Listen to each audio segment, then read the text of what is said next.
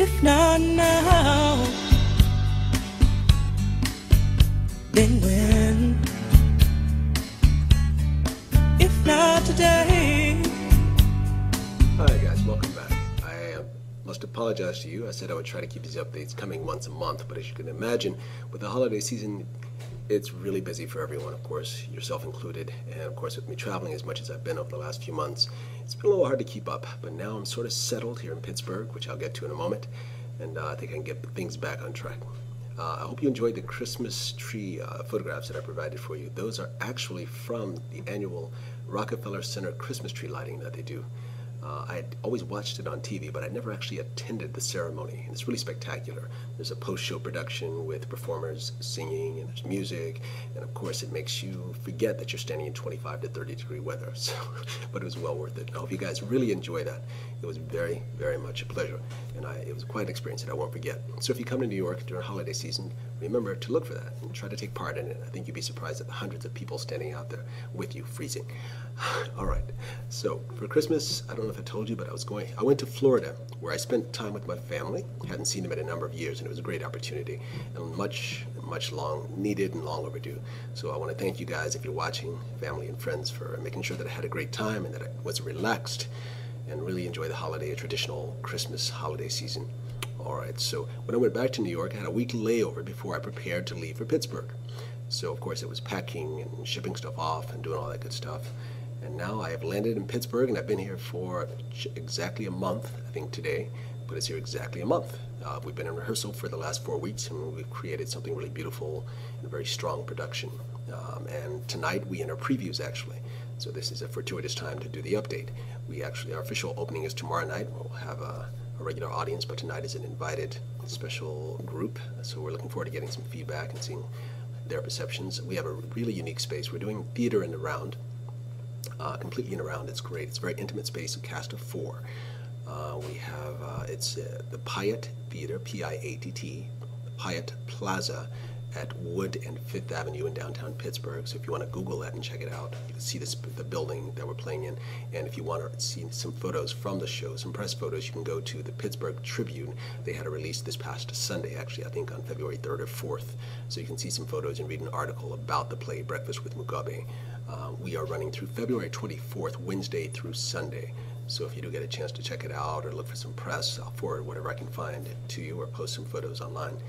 But it's really going to be a good piece of work, and it's been very gratifying, the rehearsal process for the last 4 weeks. We really built something beautiful, and I loved the opportunity to learn some Shona, the native Zimbabwean language that my character speaks throughout the play intermittently.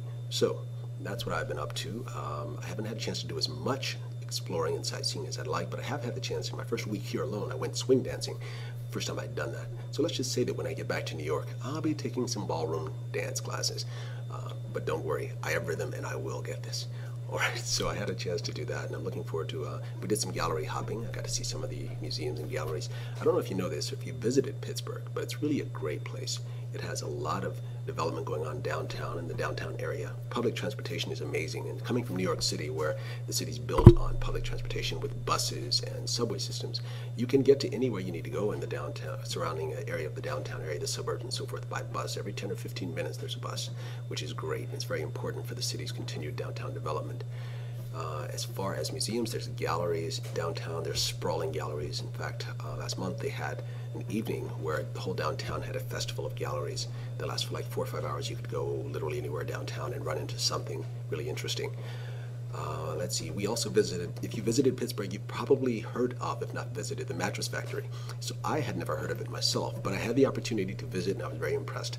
I didn't see the original installation, but they've built a new building around the corner, about a block away. It's at 3 floors or more. I have some photos for you guys in the bonus features that you get to check out what I have, and I think you'll really enjoy it.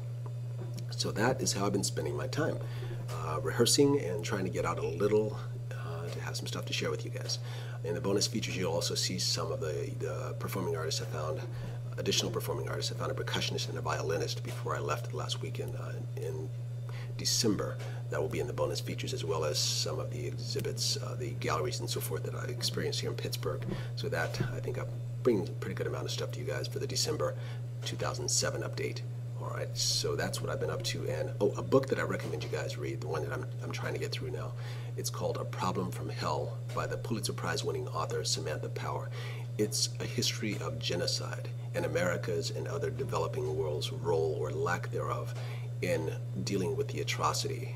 And I think it's a very timely piece of material to read, you know, with the focus on Darfur and all of the atrocities happening there, the changes in South Africa and Kenya, the uprisings, and the President Mugabe of Zimbabwe is wanting to run for election again for his sixth term. So I think this will give you a very good idea of the founding and the struggle and how hard it was just to get the world to accept the term genocide and to acknowledge it as a crime, a war crime. So do take a look at it. It's not a light piece of reading, but it's definitely worth your time.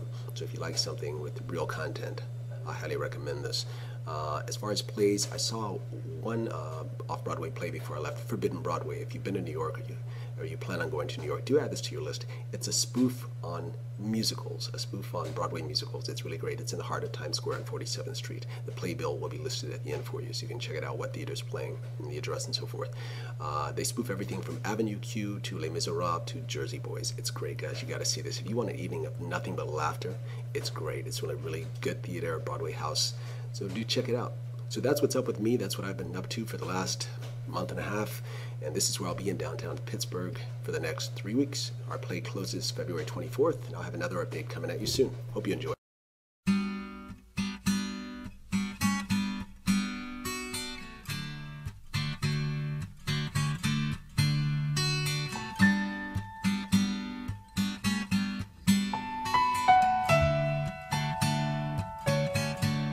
If not now,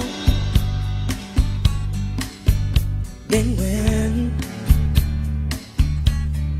If not today, then why make your promises?